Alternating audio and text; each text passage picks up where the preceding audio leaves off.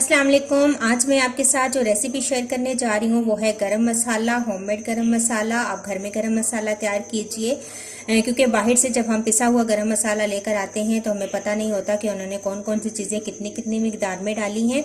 तो घर में गरम मसाला तैयार कीजिए और अपने खानों को बहुत ही लजीज बनाइए। तो इसके लिए मैंने जो चीज़ें इस्तेमाल की हैं उनमें है आधा कप सफ़ेद ज़ीरा लिया है मैंने, 3 टेबलस्पून मैंने लिया है काला ज़ीरा, 4 टेबलस्पून मैंने ली हैं काली मिर्चें, 2 टेबलस्पून मैंने लौंग लिए हैं, 10 से 12 मैंने लिए हैं बादियान के फूल, 12 से 15 मैंने बड़ी इलायचियाँ ली हैं, 15 से 20 मैंने ली हैं छोटी इलायचियाँ।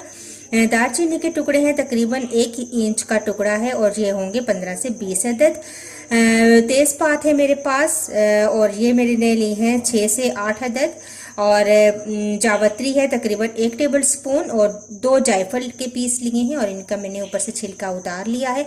अब इन तमाम चीज़ों को मैं ग्राइंडर में डालकर अच्छा सा पीस लूँगी। सब्सक्राइब कीजिए ज्वेरिया किचन को और बेल आइकन को प्रेस कीजिए ताकि मेरी आने वाली हर नई वीडियो सबसे पहले आप तक पहुंचे और वीडियो को एंड तक देखिए। तो ग्राइंडर जार के अंदर मैं ये गरम मसाला डालूंगी और थोड़ा थोड़ा करके डालूंगी, सारा एक दफ़ा ही नहीं डाल दूंगी।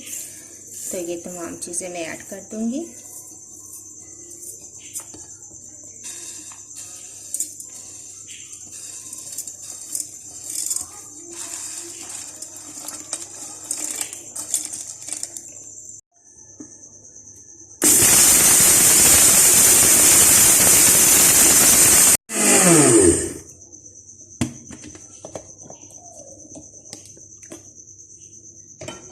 तो देखिए बहुत ज़बरदस्त गरम मसाला हमारा पीस चुका है।